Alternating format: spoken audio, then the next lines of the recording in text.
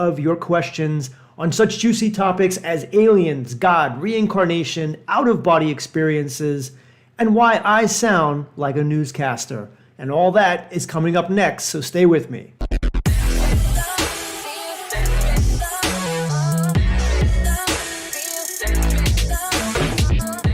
Thank you for joining me today. I promise you this 15 minutes is going to be worth your time, so buckle up, stay subscribed, and let's get started. The first question up is by DB, who asks, how does Tom know with certainty that the LCS universe, or God, is limited? Does Tom actually think that our universe is a computerized system?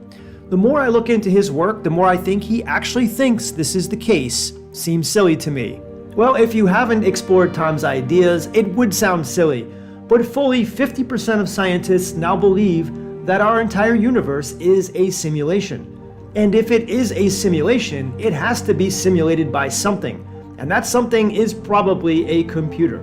Now, it may not be a computer in the way we think of one as a plastic box with circuit boards inside of it, but nonetheless, it is a computational system. And if it is a computational system, and just like a real computer, it is probably limited in the amount of resources it can allot to its simulations. So to answer your questions, DB, Tom knows that the universe is a simulation and that the computer that generates it is limited because of his experience. He's used his consciousness to explore the LCS. But that's his truth, it's not our truth. And Tom would be the first to say not to believe him. We need to find our own truth. But don't worry though, because there have been tens of thousands of men and women through the last thousands of years who've attained the vaulted rainbow body. And probably none of them even knew what a computer was. So whether you believe Tom or not probably has nothing to do with your spiritual evolution. Next question is by Nick. What do you believe about the Anunnaki creation story? Well, that's a great question, Nick. Instead of getting into all the details in this one particular video, I'll let you know that I made a two-part video series, and the first one you can watch right here, and I'll also link it on the end screen if you want to continue watching this video. But I posted it a couple of years ago, and a lot of the information I made in those videos comes from the work of Wes Penra and Michael Tellinger, who wrote a book called Slave Species of God. And the Anunnaki are very interesting. The whole story of creation for our planet is not what people think, and I'll just say watch the video. Next question is by Kavir. Love your vibe, Chad. Very interesting content. My question to you is there a universal spirit world? You seem to suggest that our simulation is different from others. Does that mean every species, intelligent being in the universe has its own spiritual realm? Won't that be counterproductive or weird? That's a great question. Another very good question. Now, Tom specifies that there are two types of virtual realities in all of existence, which he calls AUM, absolute unbounded manifold. And the first one is a PMR, it's a physical matter reality.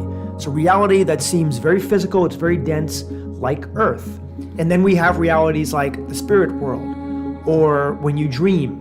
And these are non-physical matter realities, and they're much more fluid and not as concrete.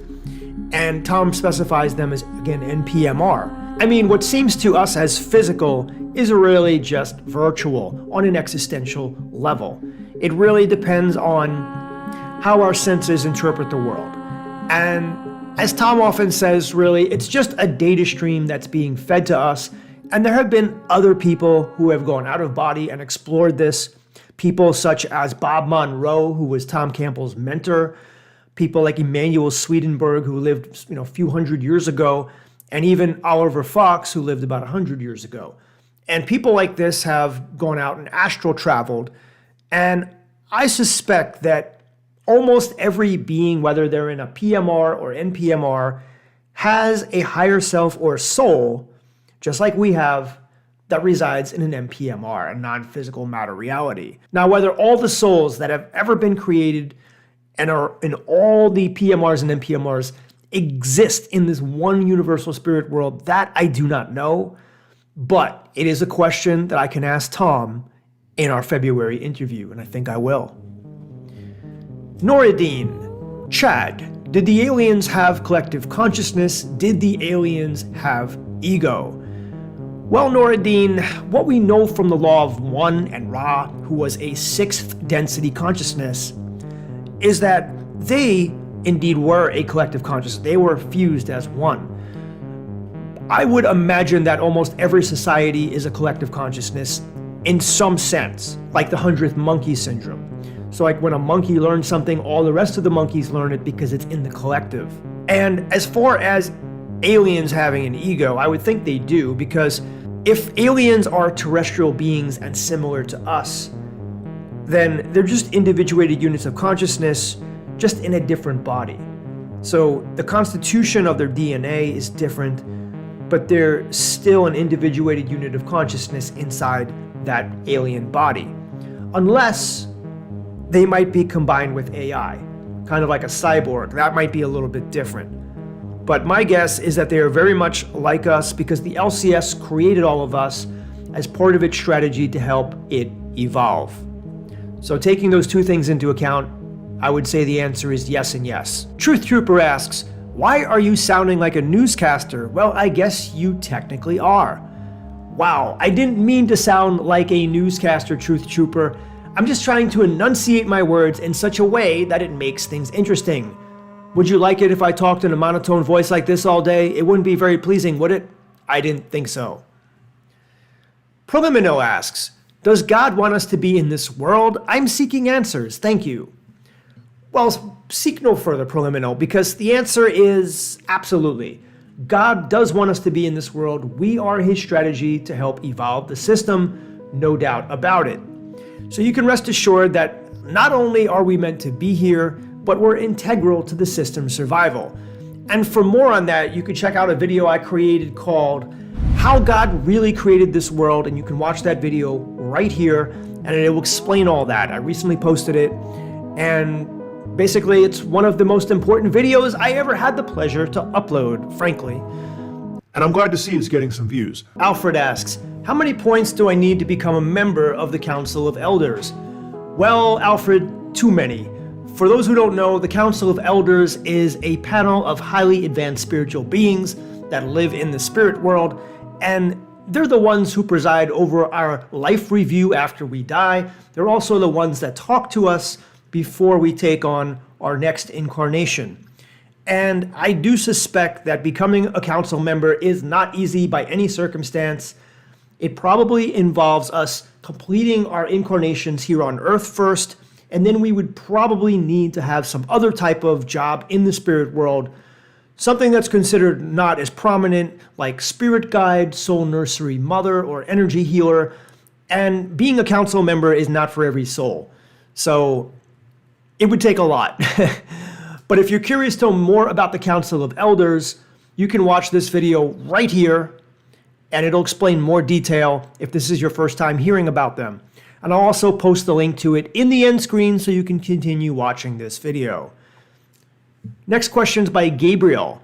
Hey Chad, question. If life is so hard on Earth, why is it that new souls with few incarnations start off here? That is a good question. Do they choose to come here without knowing how hard it is? Do they ask for a hard starter incarnation, or is there a prerequisite for who starts off on Earth? I don't know if that made any sense. Also, do you ever think the LCS process of evolution will be complete? And if so, what do you think it would look or feel like?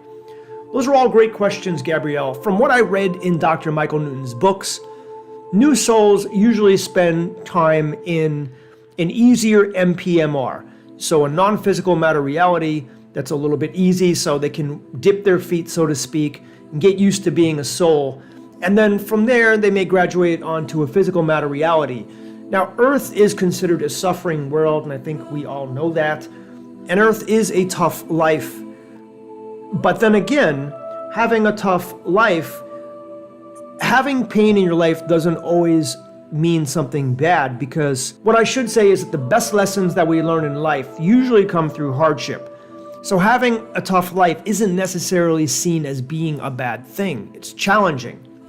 Now, in a video that I put out called Hybrid Soul, Are You a Hybrid Soul, which you can watch right here, I talked about this Japanese man named Kano, whose first life happened in India several hundred years prior. And in that life, he lived a very poverty-stricken life, and his daughter was taken from him, and it was very difficult. But he had a good deal of experience in other MPMRs. What I think is that all souls that come to Earth know how difficult it is here. Some have more difficult circumstances than others. Sometimes things change because there's a lot of variability. Maybe an easy life was planned and then something goes awry. Maybe the parents died and then, the child becomes a foster child and all of a sudden they're put into a very difficult situation. So I don't always think it's as easy as just planning out a life and there's no free will and everything just happens exactly as planned. From what we know in the spirit world, things do not always go as planned. The souls can plan things out, but once they get here, things change. So for that reason, I believe that anything is really possible when souls come here. But also, you asked the last question, do you ever think that the LCS will reach a process in its evolution where it will be complete? And what would it look like? And I would say a hard no on that. And the reason I say no is because entropy, which is the measure of disorder in a body, it just seems to be this concrete law of the universe where it always applies even to the LCS. And so if that's the case, if the LCS ever thought it was done and stagnates, entropy would take over and de-evolve the system. And that's why I think the LCS will never really be able to rest on its laurels, and the same for us probably. And our next question comes from info@, who says, mostly in capitals, Tom has spoken and written almost nothing about his actual OBE experiences. OBE stands for out-of-body experience. He only talks about the mechanics of how it all works. Why is this the case? Well, I don't think this is necessarily true, info@. If you take the time to listen to Tom's videos, you see that he does talk about his travels in the LCS, maybe not as extensively as we would all like. Sometimes he gives details, like the time he went to the Dun reality. And in this Dun reality, it was filled with people who were low entropy, who did very well on a place like Earth, and went to this planet where they thought they were completely done with evolution. And it just so happened to be the case that they were de-evolving because of that. Just as I said in the last answer, when you stagnate, you actually de-evolve. And Tom has also talked about some of his experiences going back in the database, changing up his behavior and seeing how it affected the future. Now, again, when you go into the database, you're not affecting the actual past or present or future. You're only working with the database. So it has no effect on us. But still, he is exploring, he is going out of body to do that. Now, Tom doesn't really like to share his experiences with going out of body, and that's for 3 reasons. And the first reason is because if he told us these fantastical things, these magical, amazing things